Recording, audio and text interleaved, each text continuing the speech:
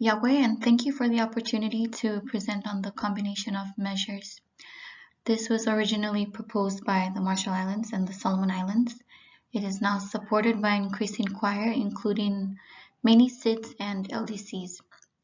This combination, a universal mandatory levy on bunker that needs to be operational by 2025, followed by a simple global fuel standard that increases in stringency once alternative technologies and fuels are available at commercial scale, is the simplest and most effective for delivering on a 1.5-degree agenda for this sector.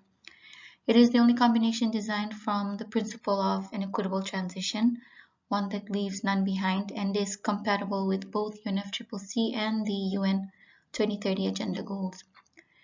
The proposal has been backed by extensive submissions and information papers since MEPC 76, including underlying legal and economic analysis, and we have summarized much of this in the fact sheet submitted to this workshop. This combination is designed in anticipation of the revised strategy, including levels of ambition greatly increased in terms of reduction intensity and expanded to include parameters to enable an equitable transition.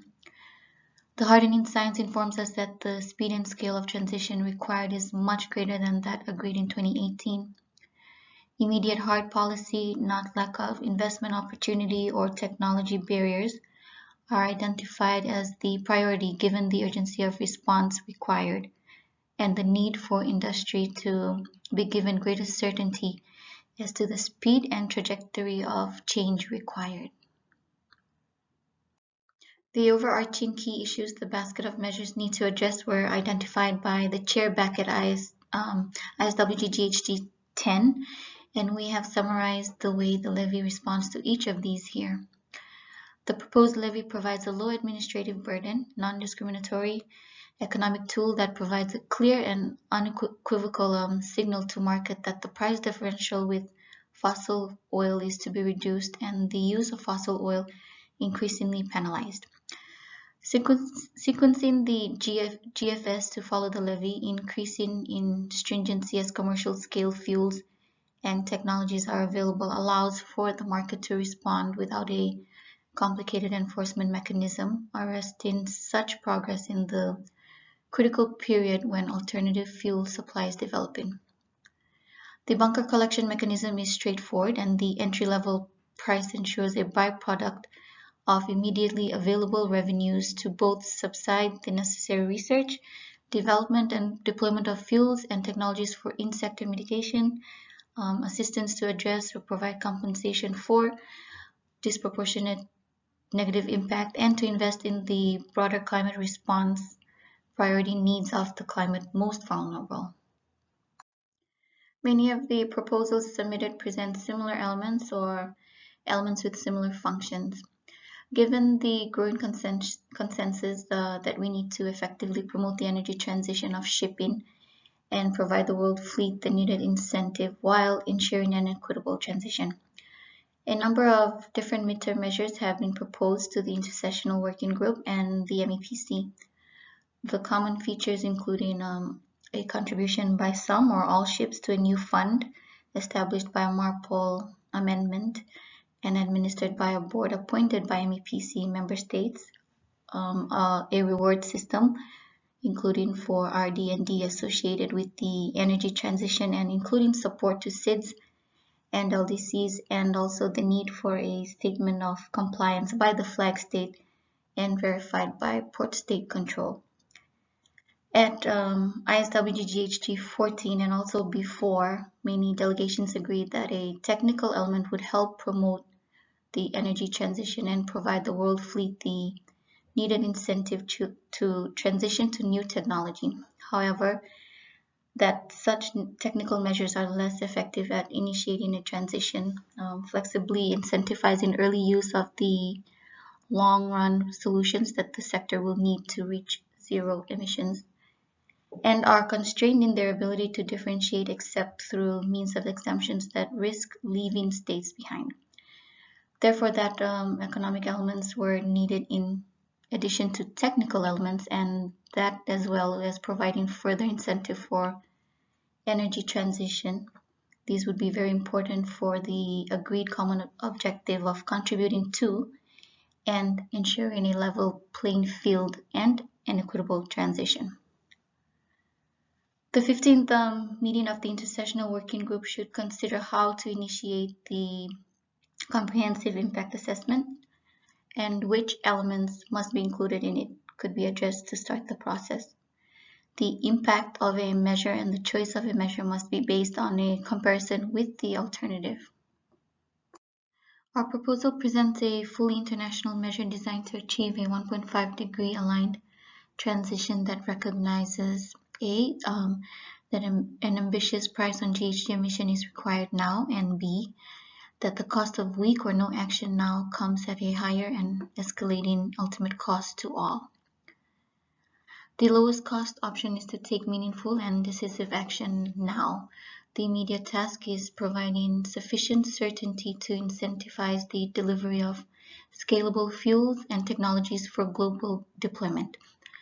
The Secretariat's submission MEPC 80 Info 10's key finding regarding availability of fuels is, quote, a clear signal of demand is needed to enable sufficient availability of candidate fuels, unquote.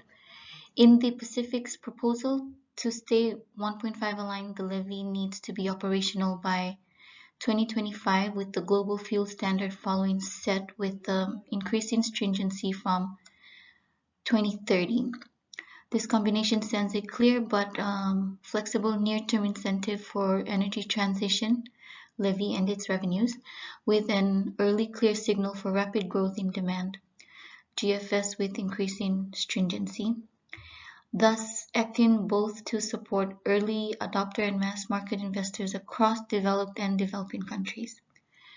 The revenue use options enabled by the levy maximize the opportunity to involve developing country participants in the transition, participants that are more likely to be left behind in the event that the transition is driven purely by technical elements.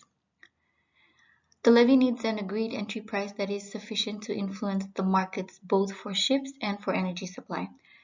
Our analysis in 2019 of all available published advice was that a USD 100 per ton well-to-wake CO2 equivalent was the minimum needed for this purpose if a 1.5 degree aligned level of ambition was required.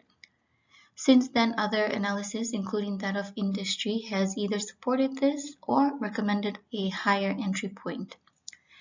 The byproduct of the levy is the generation of significant revenues. The principle of polluter pays directs that this revenue will be used for two purposes: the mitigation of the source of the pollution and reparation of the damage caused to the environment, including people and community.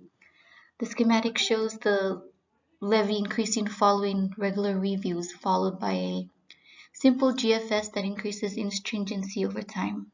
The resultant revenues collected at source of bunker are distributed by the fund manager to subsidize in-sector mitigation, compensate for disproportionate negative impacts, and invest in climate adaptation and sustainable development priorities of the climate most vulnerable. It is clear that the adoption of the revised strategy is a watershed for IMO. In our opinion, the last real chance to ensure this sector adopts a 1.5 degree aligned and equitable transition pathway. Ambition, urgency, and certainty are what is most needed, and in our analysis, the combination of a levy and a fuel standard we have proposed is the only package that can deliver this in a manner that is ultimately fair to all. Who benefits most and who takes most risk is largely dependent on how the revenues are used to both incentivize mitigation and provide for equitable transition for all, including compensation for disproportionate negative impacts.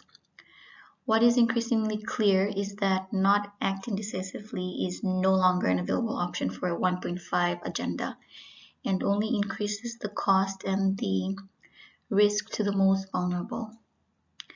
We acknowledge that agreement on the overall combination of measures needed for a 1.5 aligned basket for inclusion in the revised strategy text at MEPC 80 and then approval at MEPC 81 is highly ambitious, but all recent analysis, including that commissioned by the IMO, agrees that the transition is feasible and achievable if the right policy signals are sent now. The science confirms this level of urgency is required. Any delay will require an upward adjustment that is only delaying and increasing the cost and disruption to the sector and to global trade.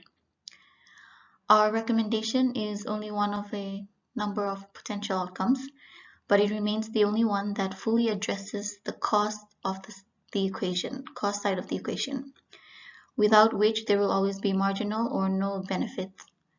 It is inevitable that international shipping will now see a carbon price brought to maturity. The only questions are how high does the entry price need to be to influence the market, who will pay, and how will revenues be dispersed. One further point we wish to emphasize, which is pointed out in this diagram from the World Bank study, is that there is not always a simple distinction between what is in sector and out of sector.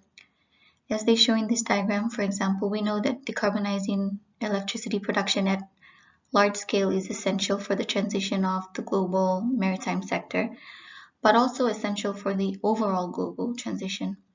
We look forward to further discussion on these critical synergies. How can disbursement of any levy revenues be used to effectively promote the energy transition of shipping, ensure a level playing, and enable a just or equitable transition? The World Bank has done the most detailed work here to date and have produced various different frameworks for what to include. The World Bank agrees with our analysis that levies provide greater certainty of the carbon price applied than cap-and-trade schemes. Sovereign governments should be the primary recipients, that revenues should be distributed on a differential basis, and that strategically using some revenues beyond the shipping sector could address equity concerns more extensively and cost effectively than a narrow focus on in-sector mitigation. In their model, they identify 7 end users of the revenues, color-coded in rings.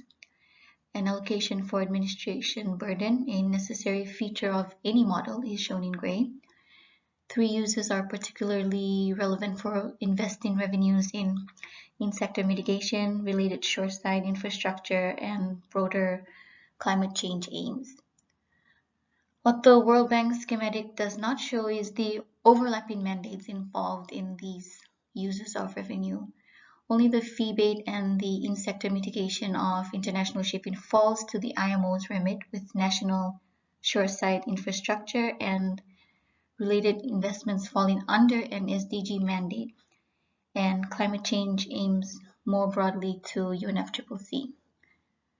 MEPC 79 info.30 makes the case that policy that is designed for mitigation only, such as a global fuel standard, implemented without a GHG levy, carries significant risk of undermining SDG effort, but that IMO policy can be thoughtfully designed through broader revenue uses, as put forward by World Bank, and that this can achieve co-benefits across several of the SDGs. What is important is the international principles that apply here. In the case of an economic measure directed at the polluter, then clearly polluter pays applies first and foremost, as shown in MEPC 76/info.23, prepared by Columbia Law School. This provides a more robust and legitimate overall framing and justification for the conclusions of the World Bank analysis, that the principle of polluter pays should guide the allocation of funds to 2 core purposes: in-sector mitigation of international shipping emissions, enabling equitable access to technology, and equitable participation in shipping's energy transition by differentiating incentives to advantage countries where this extra support is most justified. The justifications can include to help address disproportionate negative impacts, to enable just transition for seafarers, to stimulate the supply of new fuel, etc. We summarize this as equitable in relation to maritime mitigation. assistance to the victims of GHG pollution, including both environment and communities. We summarize this as equitable in responding to climate impacts. Ultimately, we agree with the World Bank that synergies between in-sector and out-of-sector uses should be sought and a win-win situation created. A viable way forward likely requires agreement on allocating revenues between in-sector use, out-of-sector use, and covering administrative and enforcement costs. And we look forward to the further discussion of these topics, including post-MEPC 80 in phase 3 of the work plan. We trust this gives an overview of our Levy proposal and its strength and adds positively to this critical debate. Our technical experts are on hand and online to provide further explanation as needed. This brings me to the end of my presentation. Kumoltada.